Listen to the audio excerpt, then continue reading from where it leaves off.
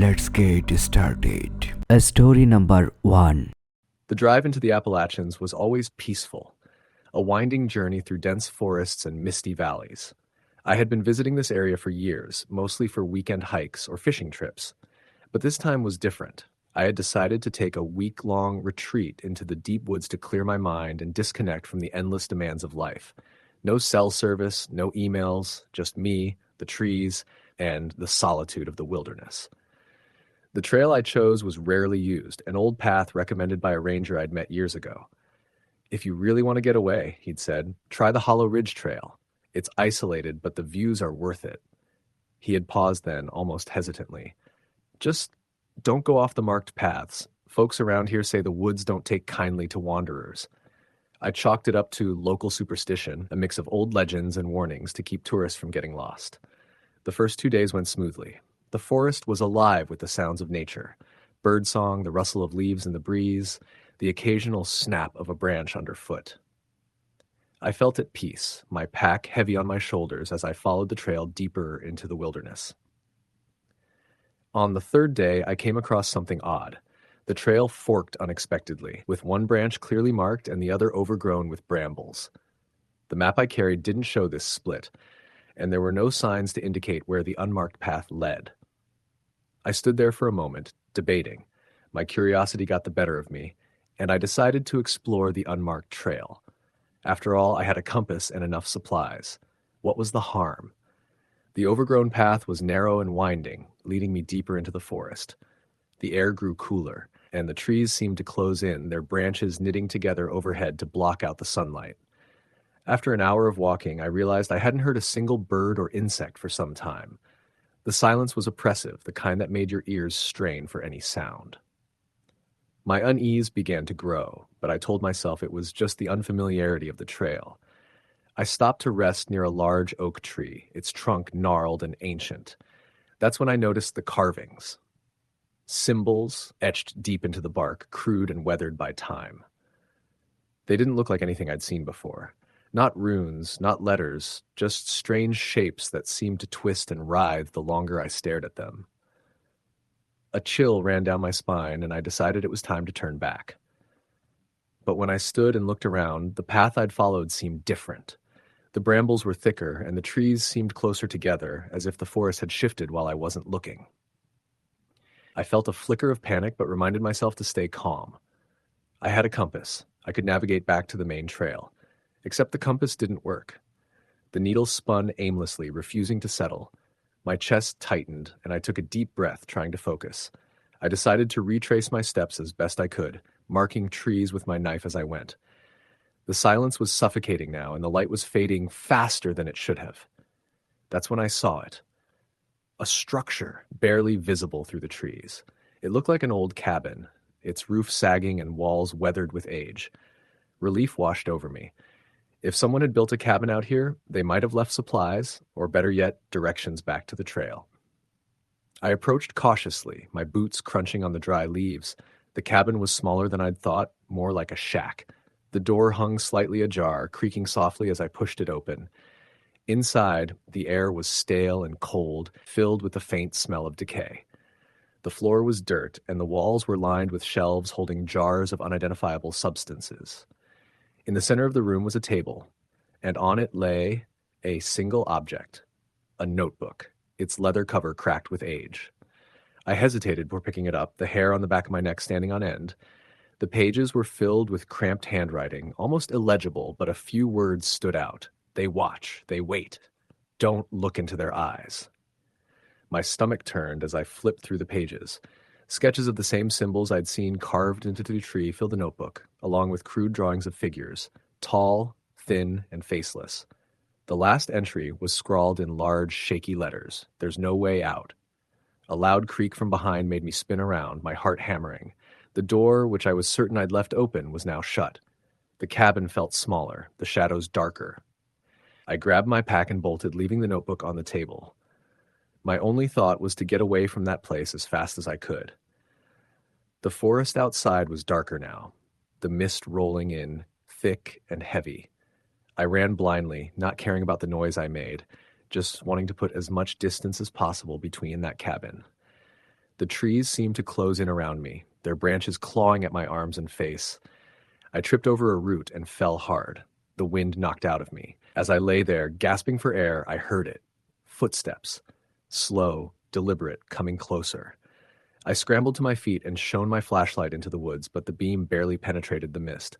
The footsteps stopped, and for a moment there was nothing. Then a whisper, so faint I almost thought I imagined it. Leave. I turned and ran, my lungs burning and legs aching. The whispering grew louder, overlapping voices coming from every direction. I couldn't make out the words, but the tone was unmistakable, angry, accusing. The forest seemed endless, the trees all identical, my sense of direction completely gone. Eventually, I stumbled into another clearing. At first, I thought it was the same one I'd passed earlier, but it wasn't. In the center was a circle of stones, blackened as if from fire. Surrounding the circle were more carvings, etched into the ground itself. My flashlight flickered, the beam dimming, and I felt a presence. Something watching me. I don't remember screaming, but I must have. The next thing I knew, I was running again, branches tearing at my clothes, my breath coming in ragged gasps. The whispers followed me, growing louder, more insistent. I could feel something behind me, its presence heavy and cold. When I finally broke through the tree line and onto a dirt road, I collapsed. A passing hunter found me hours later, curled into a ball, muttering incoherently. He took me to the nearest ranger station, where they tried to piece together what had happened. I told them about the unmarked trail, the cabin, the carvings, but they only looked at me with pity. There's no unmarked trail out there, one of them said, and no cabins either. That area's been untouched for decades. They blamed it on exhaustion, dehydration, maybe even hallucination. But I know what I saw. I know what I heard, and sometimes in the dead of night, I still feel it, that cold, heavy presence, watching, waiting. I never went back to the woods. Story the end. Story number 2. The dense wilderness of northern Maine was an untouched expanse of towering pines, sprawling undergrowth, and a silence so deep it pressed against the ears like a physical weight. It was the kind of place that swallowed time, where the world felt ancient and indifferent. People rarely ventured into this remote territory, except for those few who sought isolation or adventure. Ben and Mia were one such couple, outdoor enthusiasts who thrived on the thrill of exploring uncharted terrain. They had planned this trip for months, poring over old maps, collecting gear, and preparing themselves for a week of camping in the wilderness. The only human touch point was the tiny ranger station at the edge of the forest, where an old man with sunken eyes and a weathered face handed them a faded trail map. "You won't find many folks past the second ridge," he said, his voice gravely. "And if you hear something strange out there, best you ignore it. The woods don't take kindly to prying ears." Ben had chuckled at the warning, assuming it was just local superstition. Mia, however, had felt a prickle of unease. Still, they pressed on, eager to lose themselves in the vastness of the forest. The first few days were idyllic. The weather was crisp, the air fragrant with pine, and the nights alive with the hum of insects and the occasional distant hoot of an owl. But by the third night, something shifted. It started subtly. A faint sound carried on the wind like whispers threading through the trees. At first, Ben dismissed it as the breeze rustling the leaves, but the whispers grew louder, more distinct, as if words were forming, though he couldn't make out what they were saying. Mia noticed it too, her eyes darting nervously into the darkness beyond their campfire. "Do you hear that?" she whispered. Ben nodded, straining his ears. The sound wasn't constant. It came in bursts, fading and returning like an erratic pulse. "It's just the wind," he said, though his voice lacked conviction. That night, neither of them slept well. Mia woke several times, convinced she had heard footsteps circling their tent. Each time, Ben would unzip the flap and shine his flashlight into the void, only to find nothing but swaying branches and empty shadows. By morning, the forest seemed different. The sunlight filtering through the trees felt colder, and the once inviting trail seemed to twist and turn in ways that didn't match the map. They pressed on regardless, determined to reach the summit of the ridge they had planned to climb. But the deeper they went, the stranger things became. Animal tracks disappeared from the soft earth, and the usual chatter of birds and squirrels fell silent. By midday, they came across something that made Mia stop in her tracks. A tree stripped of its bark, deep claw marks gouged into its trunk. The cuts were jagged and fresh, the sap still oozing. What could have done this? Mia asked, her voice trembling. A bear, maybe, Ben replied, though he didn't sound convinced. As the sun dipped lower in the sky, the whispers returned, louder and more insistent. This time, they were accompanied by faint laughter, soft, high-pitched, and unsettlingly childlike. Ben and Mia quickened their pace, desperate to find a safe spot to set up camp before nightfall. They finally stumbled upon a small clearing, but the feeling of unease only deepened. The trees surrounding the area seemed unnaturally close, their gnarled branches reaching toward the center like skeletal fingers. That night, the laughter grew louder, punctuated by the occasional crack of a branch or the rustle of leaves. It felt as though the forest was alive, watching them, its unseen eyes filled with malice. Around midnight, Mia shook Ben awake, her face pale and her eyes wide with terror.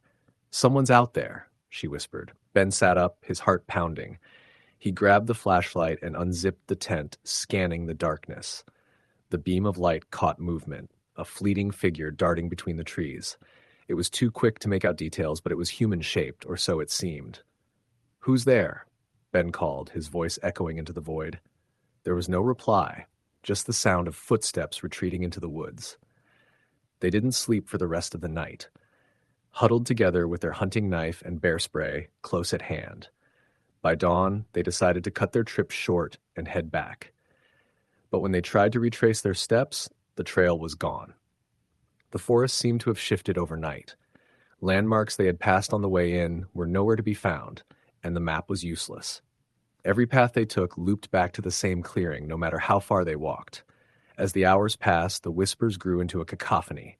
Words began to take shape, though they were still distorted like voices underwater. Leave, stay, come closer. By late afternoon, they stumbled upon something that made their blood run cold. A campsite, abandoned and overgrown. The gear was decades old, rusted and tattered, but what froze them in their tracks was the tent. Inside were 2 sleeping bags, both zipped up and bulging as if something still lay within them. Ben hesitated, then unzipped one, a scream caught in his throat. Inside was the skeletal remains of a person, curled in a fetal position. The other bag held the same. "We have to get out of here," Mia said, her voice shaking. But the forest didn't let them go. As night fell, the whispers turned to screams, the laughter to wails. Shadows moved at the edge of their vision, darting closer and closer. At some point, they began running, crashing through the undergrowth, desperate to escape. The trees seemed to close in, their branches clawing at their clothes and skin. And then they saw it, a figure standing in the path ahead. It was pale, almost translucent, with hollow eyes that seemed to bore into their souls. Its mouth opened, but no sound came out. Ben grabbed Mia's hand and pulled her in the opposite direction, but the figure reappeared, blocking their path. It was everywhere and nowhere, herding them deeper into the forest. Finally, they burst into another clearing and collapsed, gasping for breath. When they looked up, the figure was gone. But the clearing wasn't empty. Carved into the ground were words, jagged and uneven. "You can never leave." The whispers surrounded them now, a deafening roar that drowned out all thought. Ben and Mia clung to each other, their minds unraveling under the weight of the forest's malevolence. They were never seen again. Weeks later, a search party found their campsite and a few scattered belongings, but no trace of the couple. The ranger at the edge of the wilderness just shook his head when he heard the news. "Some places aren't meant for people," he muttered. "And this forest? It always takes what it's owed." Story the end. Story number 3. The woods behind my uncle's cabin stretched for miles, an endless maze of pine and cedar that seemed to swallow the world. He used to tell me stories about the land, how it had belonged to his family for generations, how the trees themselves seemed alive. As a kid, I loved those woods. But as I grew older, they started to feel different, strange. My uncle would just smile and say, "The deep woods have their secrets. Best not go looking for them." When he passed, the cabin was left to me. I hadn't been back in years, but something about the inheritance felt like a sign. Life in the city had become suffocating, and I thought some time alone in the wilderness might help me clear my head. So I packed my things and drove out to the cabin, the winding dirt roads pulling me deeper into the familiar yet unsettling woods. It was early October, and the trees were dressed in vibrant reds and oranges. The air was crisp, carrying the earthy scent of fallen leaves. The cabin was just as I remembered it, weathered but sturdy, perched on the edge of a hill overlooking the forest. I spent the first day cleaning up, airing out the musty rooms, and sweeping away years of dust. By nightfall, I was settled in. The fire crackled in the hearth, casting flickering shadows across the walls. The first few hours were peaceful, but as the night deepened, the familiar unease began to creep in. The woods outside seemed darker than I remembered, the silence heavier. It wasn't just the absence of sound. It was as if the forest itself was holding its breath. I told myself I was just being paranoid. The city had dulled my senses, made me unused to the quiet. Still, I couldn't shake the feeling that something was off. The next morning, I decided to hike the old trails that crisscrossed the property. The paths were overgrown, but I remembered most of them well enough. As I walked, the woods felt both welcoming and alien. The sunlight filtered through the canopy, painting the ground in dappled gold, but there was an unnatural stillness to the air. About an hour in, I came across something I didn't recognize. A clearing I didn't remember from my childhood. In the center stood a massive ancient tree, its bark scarred with deep, jagged carvings. They weren't letters or symbols I could decipher, just strange, angular shapes that seemed to pulse when I looked at them too long. I circled the tree, unease prickling at the back of my neck. The ground around it was bare, as if nothing dared to grow there. The more I stared at the carvings, the more a strange pressure built in my chest. It felt like the air itself was vibrating. I turned away, determined to leave the clearing behind, but the feeling followed me. That night, the dreams began. I was standing in the woods, the ancient tree looming before me. The carvings glowed faintly, casting the forest in an eerie light. Shadows moved between the trees, shapes that were too tall, too thin, their limbs impossibly long. I couldn't see their faces, but I could feel their eyes on me, watching. A whisper filled the air, low and guttural, the words just out of reach.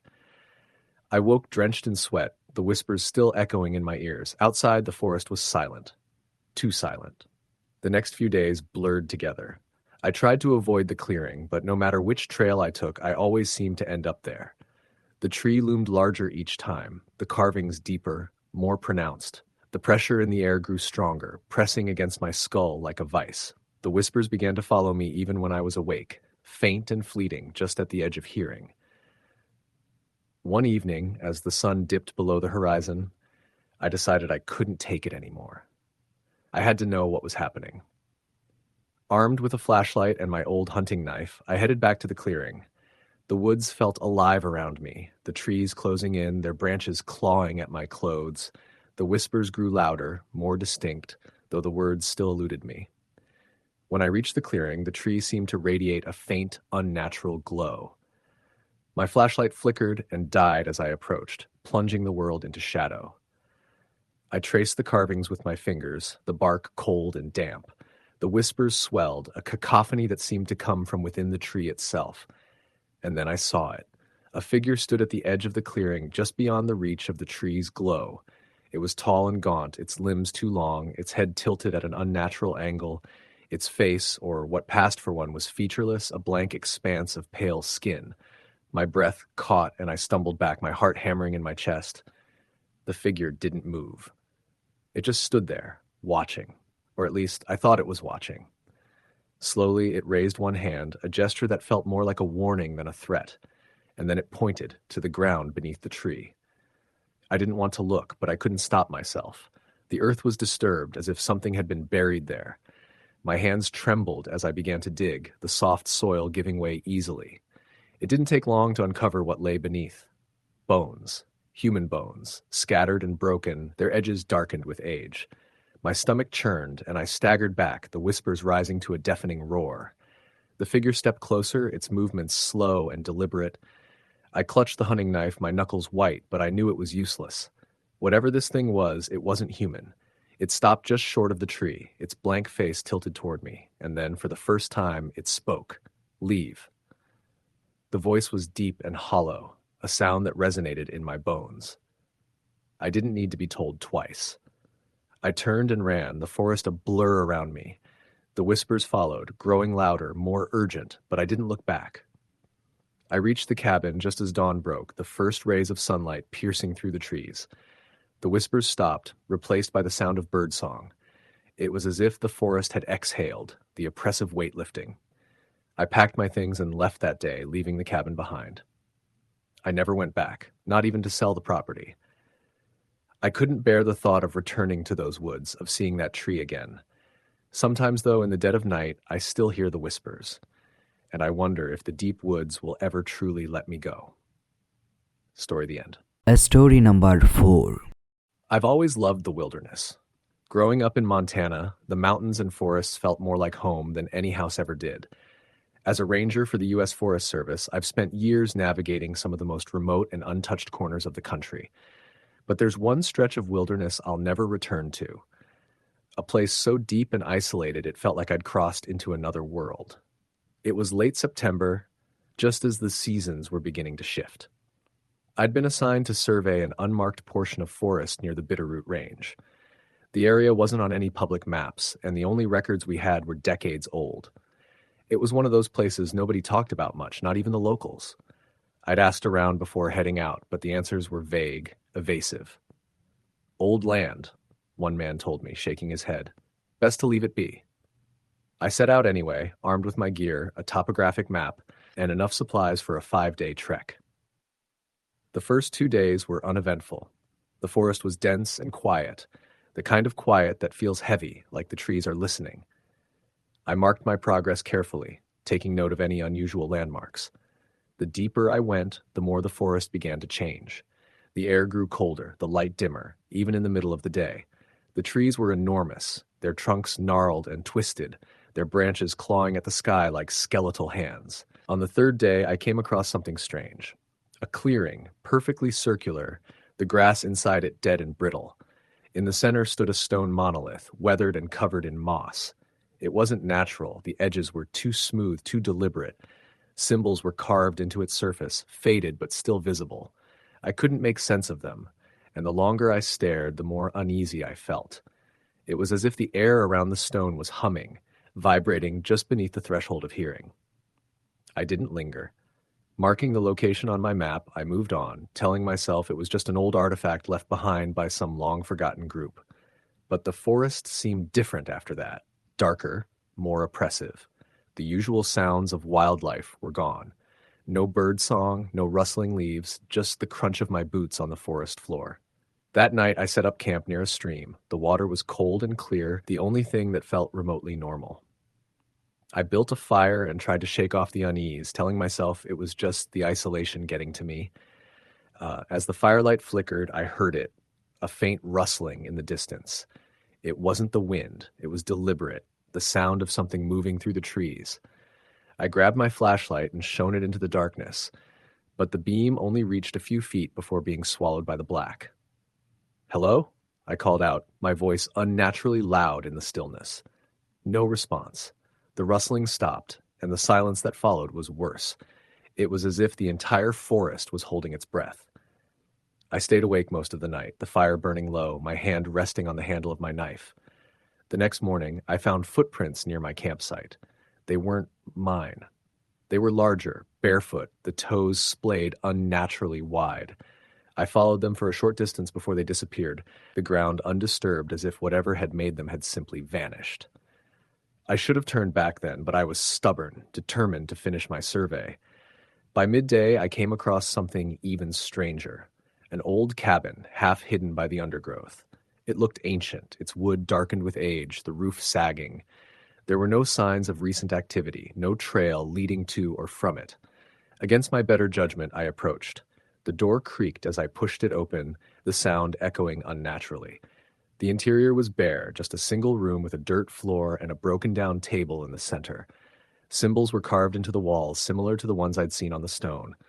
On the table lay a bundle of sticks tied with twine. I didn't touch it. The air inside the cabin was heavy, oppressive, and it smelled faintly of rot. I left quickly, my pulse racing. As I stepped outside, I thought I saw movement in the trees, a shadow that flickered at the edge of my vision. When I turned to look, there was nothing there. The forest felt alive now, as if it was watching me, waiting. That night was worse than the last. The rustling returned, louder this time, circling my camp. My flashlight flickered, the batteries inexplicably dying even though I'd replaced them that morning. I thought I saw shapes in the darkness, tall, thin figures that seemed to melt into the trees when I tried to focus on them. The whispers started then, low and guttural, just on the edge of hearing. They didn't sound human. I didn't sleep. At dawn, I packed my gear and decided to cut my trip short. I didn't care about finishing the survey, I just wanted to get out. But the forest didn't make it easy. The trail I'd marked was gone, the landmarks unfamiliar. It was as if the woods had shifted, rearranged themselves to trap me. My compass spun aimlessly, refusing to point north. Panic set in as the day stretched on. I was certain I was walking in circles, no matter how carefully I tried to navigate. The forest grew darker, the trees closing in. The whispers followed me, growing louder, more insistent. By evening, I stumbled into another clearing, my heart sinking as I recognized the stone monolith. It was different now. The symbols glowed faintly, pulsing in the dim light. The air around it was cold, and the humming was louder, a deep, bone-shaking vibration. I backed away, but something stopped me, a figure standing at the edge of the clearing. It was tall, its limbs unnaturally long, its face obscured by shadows. It didn't move, didn't make a sound, but its presence was overwhelming. My chest tightened, and I felt an unnatural pull, as if the monolith itself was drawing me closer. The whispers became deafening, overlapping voices that seemed to come from everywhere and nowhere. I stumbled, falling to my knees, my vision swimming.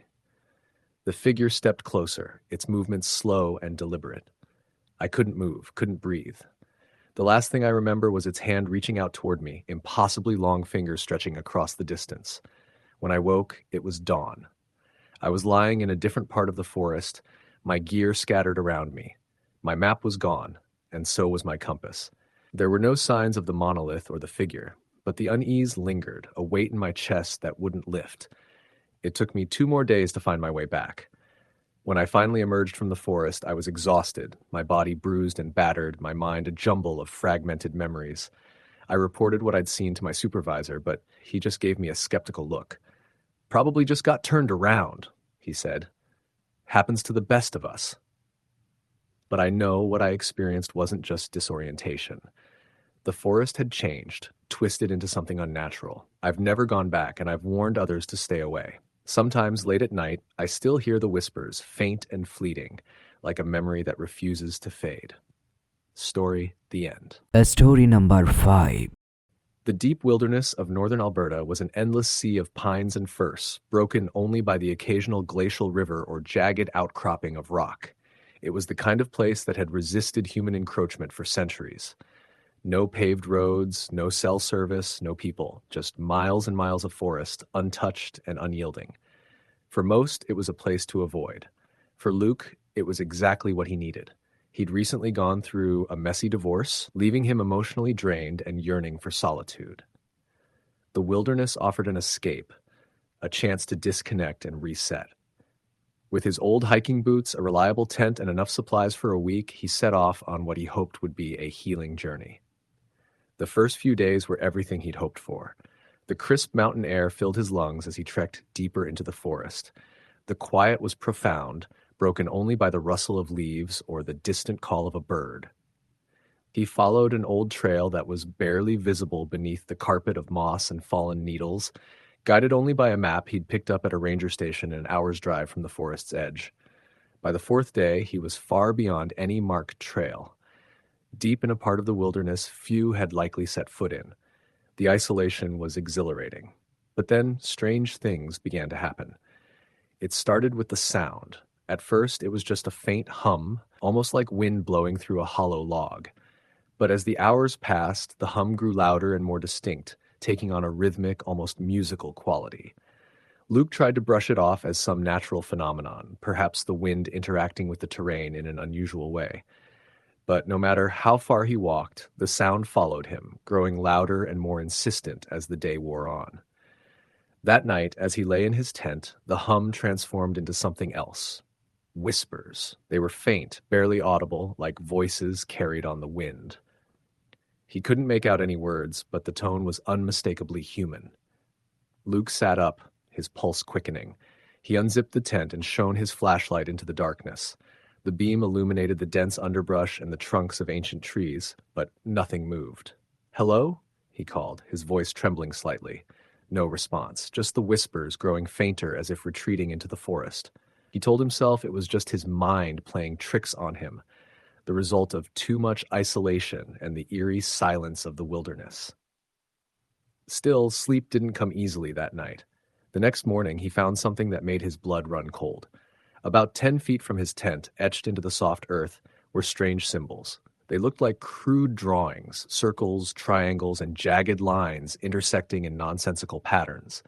He stared at them for a long moment, trying to rationalize their presence. Maybe animals had somehow created them, though he couldn't think of how or why. He packed up quickly and decided to move on. The forest, which had once felt like a refuge, now felt oppressive, the trees seeming to close in around him. As he hiked, the whispers returned, louder now, more insistent. They seemed to come from all directions, surrounding him.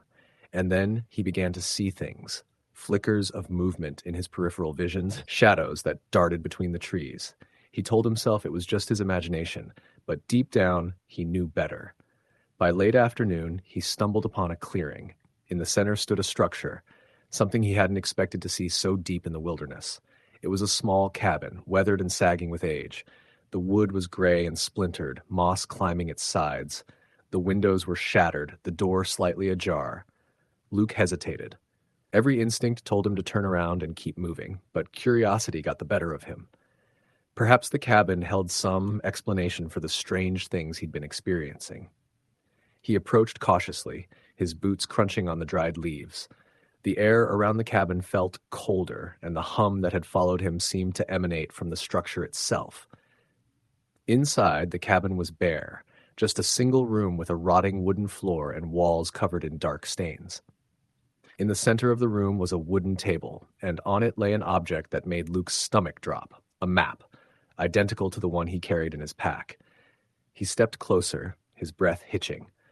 The map was old, the edges frayed and yellowed, but it clearly marked the same trails and landmarks he'd been following. Scrawled across it in dark red ink were the words, "You shouldn't be here." Luke stumbled back, his heart racing. He turned to leave, but as he reached the doorway, he froze. Standing at the edge of the clearing was a figure. It was tall and thin, its features obscured by shadow. Luke couldn't make out a face, but he could feel its eyes on him, cold and unblinking. "Who are you?" Luke shouted, his voice cracking. The figure didn't move. Panicking, Luke bolted from the cabin, plunging back into the forest. He didn't care which direction he was going. He just needed to get away. The whispers grew louder, merging into a chorus of voices that seemed to mock him, laughing and taunting. Shadows flickered around him, always just out of reach. By the time night fell, Luke was completely lost. He set up his tent in a small clearing, though he doubted he'd get any sleep. The forest felt alive, the trees pressing closer, their branches clawing at the sky. Around midnight, he heard it, a low, guttural growl. It was close, too close. He grabbed his flashlight and unzipped the tent, scanning the darkness. The beam of light caught something, a pair of glowing eyes reflecting back at him from the shadows. They were too high off the ground to belong to any animal he knew, and then it stepped forward. It was the figure from the cabin, but now it was closer, its features clearer. Its skin was pale, almost translucent, and its eyes were hollow pits.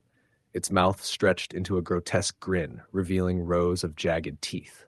Luke scrambled back, tripping over his gear. The figure moved closer, its limbs jerking unnaturally, as if it were a puppet on strings. "Leave me alone!" Luke screamed, but the figure didn't stop. Desperate, he grabbed the nearest object, a hunting knife, and swung it wildly. The blade passed through the figure as if it were made of smoke, and then everything went black. When Luke awoke, he was lying on the forest floor, his tent and gear gone.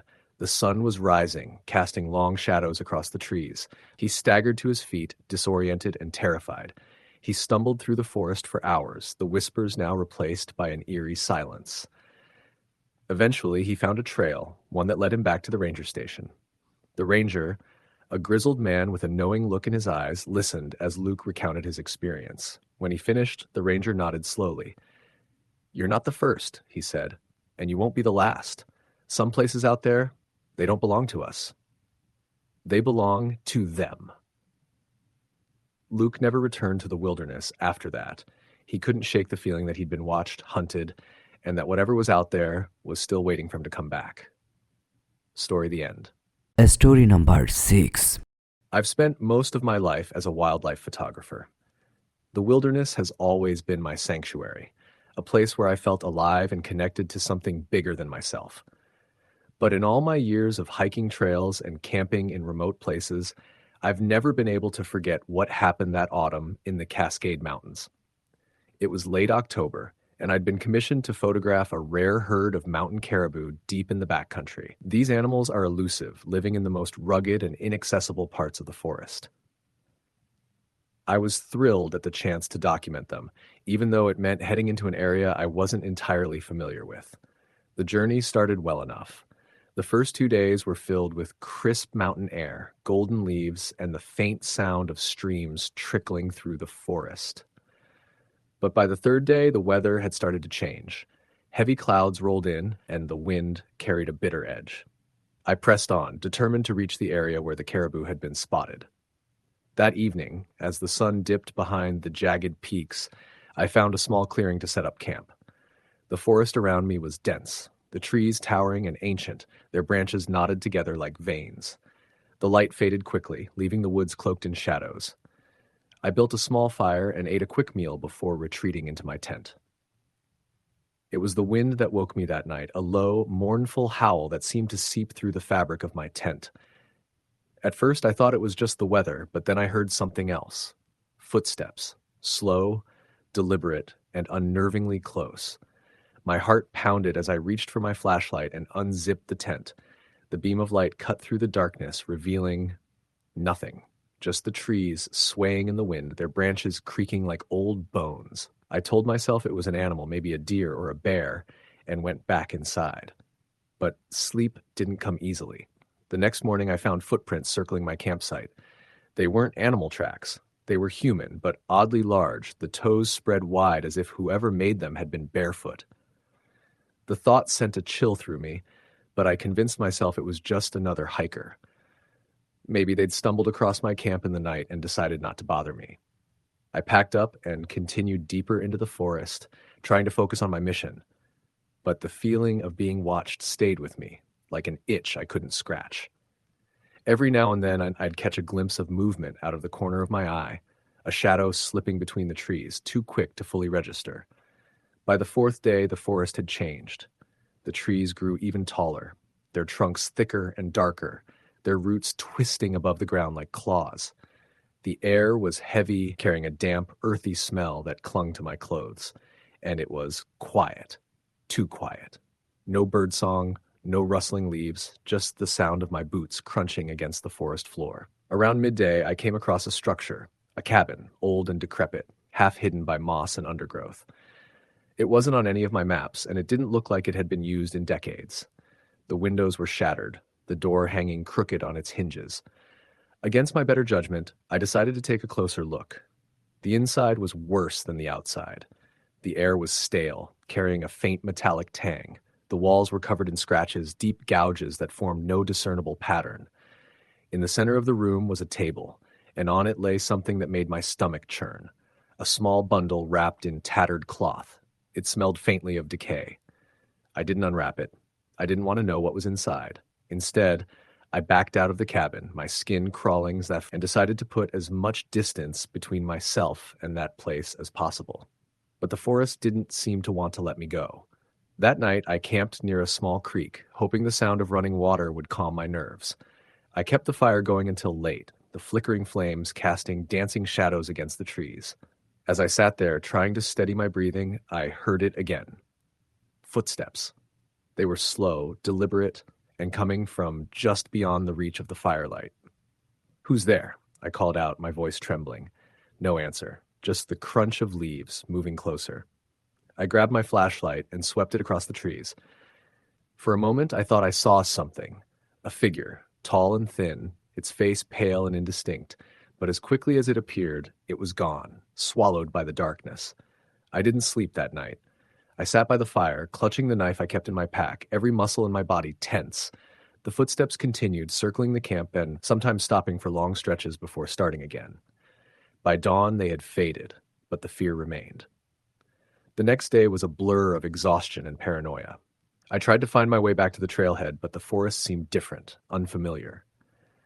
Landmarks I'd noted on the way in were gone, replaced by dense thickets and impassable terrain. My GPS refused to connect, and my map felt useless in this shifting maze of trees. By late afternoon, I stumbled into another clearing. In the center stood a tree unlike any I'd ever seen, massive and gnarled, its bark a deep, almost black hue. Carved into its trunk were symbols, similar to the scratches I'd seen in the cabin. They spiraled upward, disappearing into the canopy. The sight filled me with a deep, instinctive dread. And then I heard the voice. It was faint at first, a low whisper carried on the wind. But as I stood there, frozen, it grew louder, more distinct. It wasn't speaking English or any language I recognized, but the tone was unmistakable. It was angry.